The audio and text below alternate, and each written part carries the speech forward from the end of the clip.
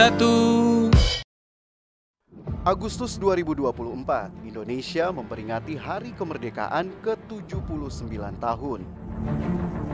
Sebagai bagian dari wilayah di Indonesia, Kepulauan Papua yang bergabung menjadi Negara Kesatuan Republik Indonesia baru pada tahun 1963.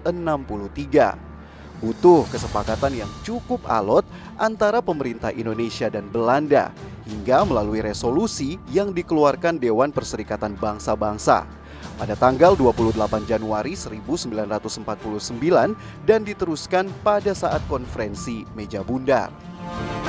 Dari Arsip Nasional Sejarah Irian Barat dan berbagai penulisan sejarah, adanya konferensi Meja Bundar menjadi awal permasalahan Irian Barat. Sebutan awal Papua pada waktu itu yang menjadi perdebatan antara Indonesia dan Belanda.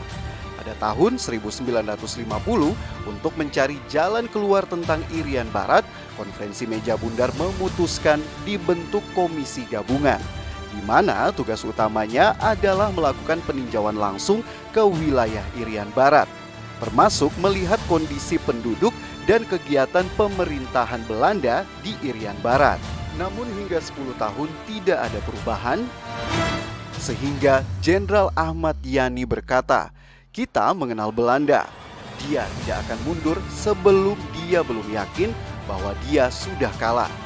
Sebagai jawaban atas tak kunjung jelas masalah Irian Barat, Presiden Soekarno membentuk Trikomando Rakyat atau Trikora pada tanggal 19 Desember 1961 di alun-alun utara Yogyakarta.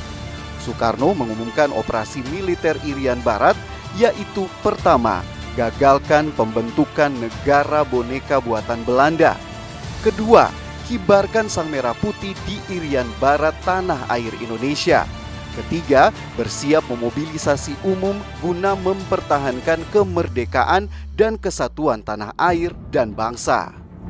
Dan menindaklanjuti Trikora pada tanggal 2 Januari 1962 dibentuk Komando Mandala yang dipimpin oleh Mayor Jenderal Soeharto. Operasi Mandala ini bukan hal mudah karena mengingat resiko yang harus dihadapi untuk memerdekakan Irian Barat.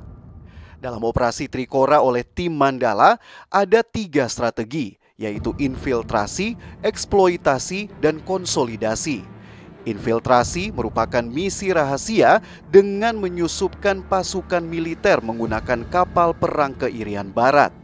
Pada tanggal 31 Januari 1962, pertempuran terbuka dilakukan, termasuk menyabotase objek penting milik Belanda yang berada di Irian Barat.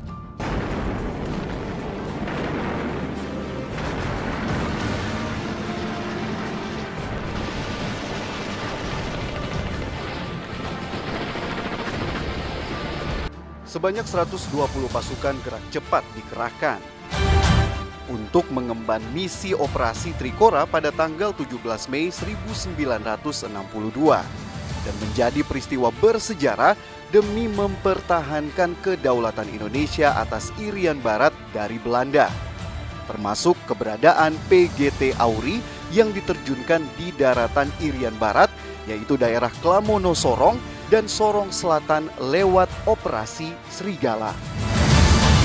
Pasukan yang dipimpin Manuhua berhasil mewujudkan perintah Soekarno, yakni kibarkan Sang Merah Putih di Irian Barat tanah air Indonesia. Tim pasukan gerak cepat Angkatan Udara ini menjadi kelompok pertama yang mengibarkan bendera merah putih. Prajurit diturunkan waktu itu dengan menggunakan pesawat Hercules C-130, take off dari lapangan udara Laha Ambon pukul 1 dini hari. Situasi saat itu cuaca buruk, nyaris tak terlihat daratan. Banyak prajurit yang terjun berjatuhan. Beberapa dari mereka tewas karena disambut tembakan tentara Belanda. Bahkan ada yang tertangkap dan menjadi sandera pihak Belanda. Dan sisa pasukan yang bertahan harus bergerilya masuk ke hutan. Juga mendapat serangan udara pesawat Neptune Belanda. 2 hari kemudian pada tanggal 19 Mei 1962, Indonesia kembali menerjunkan 81 pasukan operasi Serigala di bawah pimpinan Letnan Muda Udara 2 Suhadi. Tepat pukul 2:30 dini hari, prajurit terjun penuh tantangan. Mengingat kerasnya alam, tak sedikit pasukan yang tersangkut di pohon dan tercebur ke rawa. Bahkan ada pasukan yang mendarat tepat di markas Belanda di Kampung Wersar. Beberapa di antaranya prajurit Lili Sumarli, Gunarso, dan Kapten Udara Alex Sangido dan prajurit Wangko. Pertempuran hebat pun terjadi, di mana Kapten Udara Alex Sangido dan Wangko ditemukan gugur. Sementara tentara Belanda yang mendapat serangan mendadak dari pasukan gerak cepat juga kocar-kacir. Setelah menguasai Kampung Wersar, Mengko, salah satu prajurit, mengeluarkan bendera merah putih dari ranselnya. Kemudian prajurit lain menebang pohon setinggi 4 meter dan bendera merah putih diikat dan ditancapkan. Para prajurit gerak cepat berkumpul dan memberi hormat, dan Kampung Wersar menjadi tempat pertama kali bendera merah putih berkibar di Irian Barat. Di tahun 1964 merupakan tahap akhir konsolidasi, hingga Amerika mendesak Belanda untuk melakukan perundingan New York. Dikarenakan Belanda merasa terusik dengan campur tangan Soviet kepada Indonesia.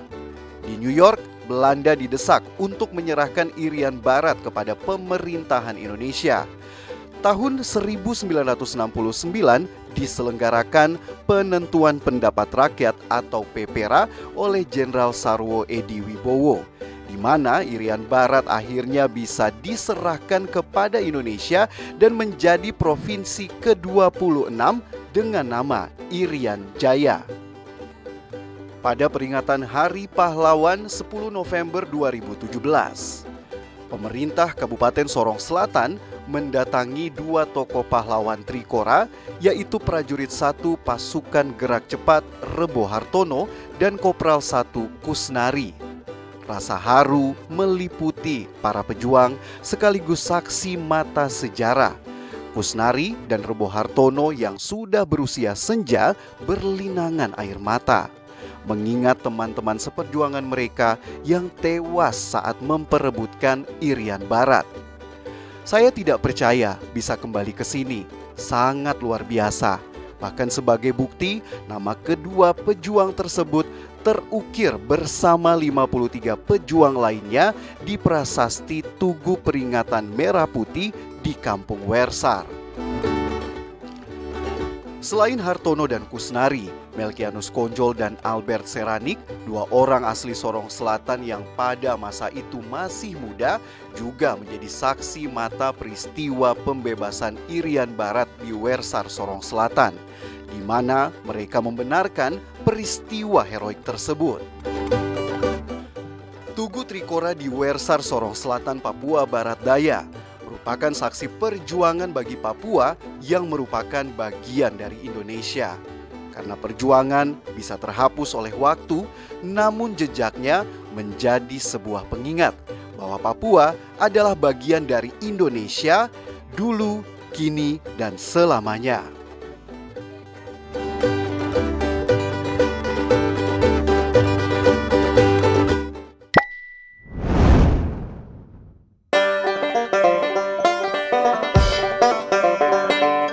Di satu